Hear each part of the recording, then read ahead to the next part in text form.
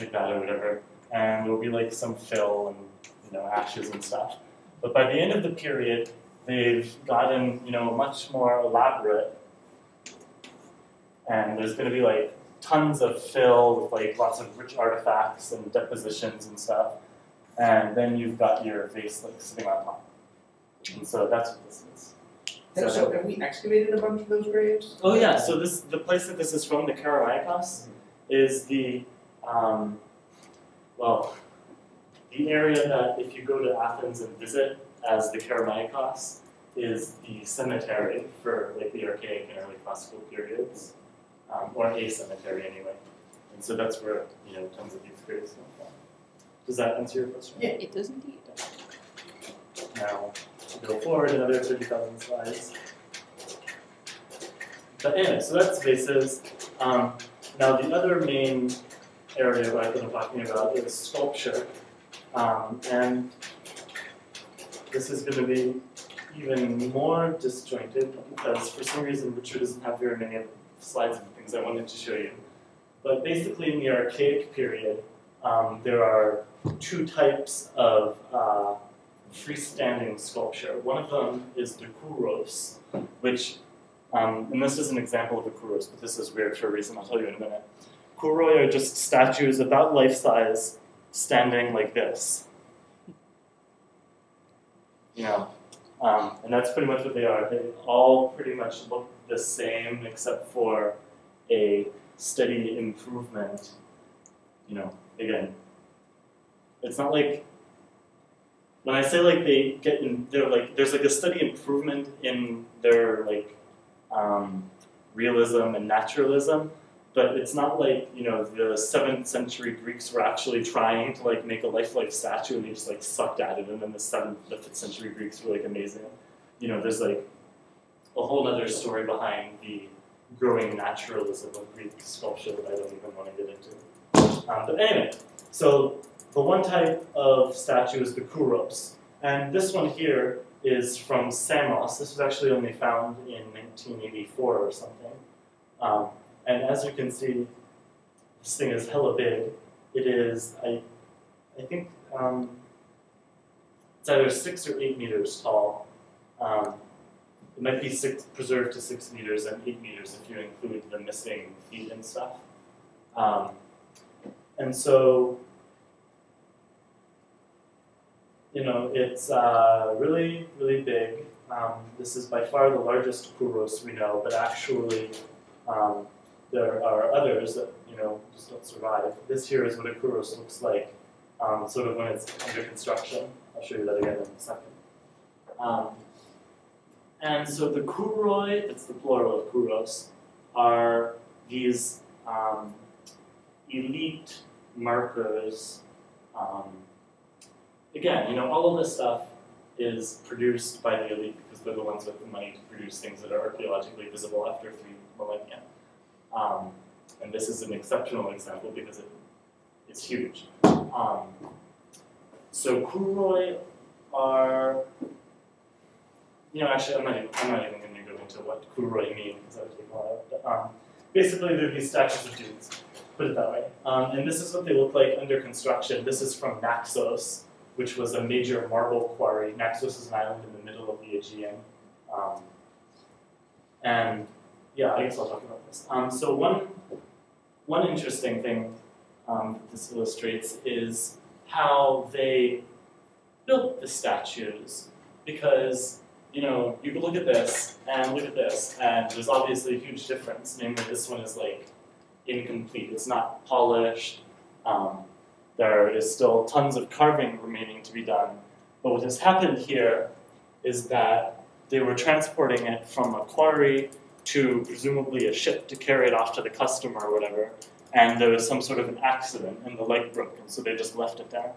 And so what this tells us, and there are tons of these on Naxos, by the way, what this tells us is that the way that a statue was made in the Archaic period was the sculptor or the sculptor and his team or whatever would go to the quarry from which the stone was being purchased, and they would do a lot of the work there, because if this were a big block of stone, it would have to be like much. It would weigh like 2 or 3 times as much, and so it would cost a lot more to transport.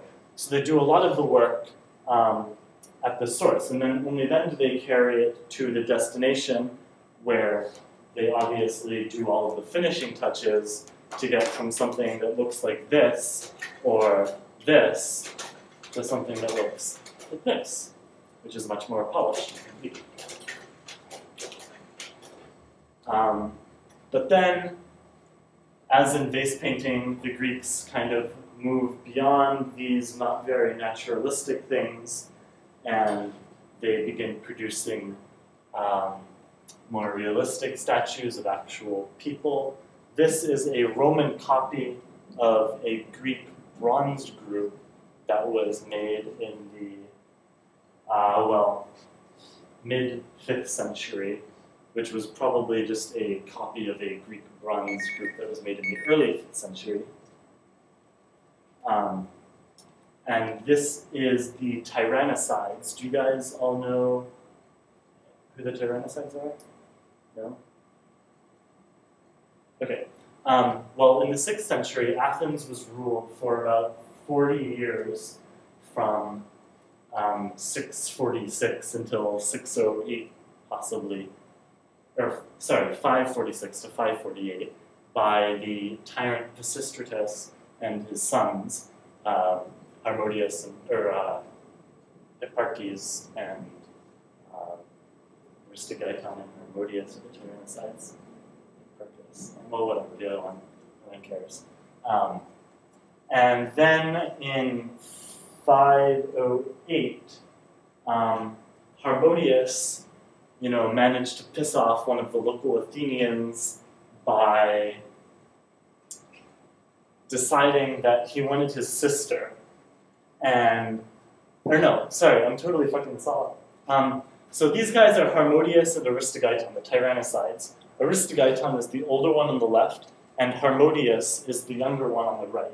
And what happened was the tyrant Hipparchus decided that he wanted Harmodius, and Harmodius and Aristogeiton were already like a thing, and so neither of them was down with this. And so then Hipparchus was like, all right, well, fuck you, dude. I'm gonna get back at you by not letting your sister participate in the Pan-Athenaic festival, which was like this big honor. And you know why? Because she's not pure. And so then they got really mad, and at that Pan-Athenaic festival, they stabbed Hipparchus to death. And thus they are the Tyrannosides, and were remembered in Athens forever as the establishers of, justice and democracy, even though all they were really doing was doing this, getting embroiled in a lover's quarrel. But anyway, so as you can see, these statues are, far more realistic and all that shit than the Koroi I was just showing you. And this tendency continues in the 4th century with statues like this. This is by a sculptor named Lysippes, I believe, who is famous for his languid youths and stuff. And this guy is tying a ribbon around his head, although obviously the relevant details are broken off and missing. And it was, I'm sure you all know this, the famous Laocoon group, which is from the 2nd or 1st century BC / the 1st, 2nd century AD / the 14th century AD. No one actually knows when it was made, and there are people who honestly think that it's just a Renaissance forgery.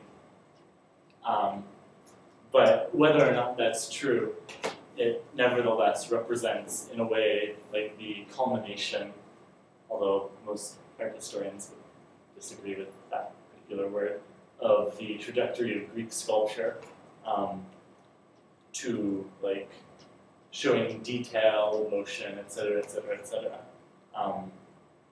And so this is obviously way past everything else I've shown you. But the Greeks also enjoyed making sculptures of women. So this here is a kore, which is the female version of a kouros. So basically they're slightly less generic, but whereas kouroi are just dudes standing there like this, kouroi are pretty much, or korai, which is the plural of kore, are pretty much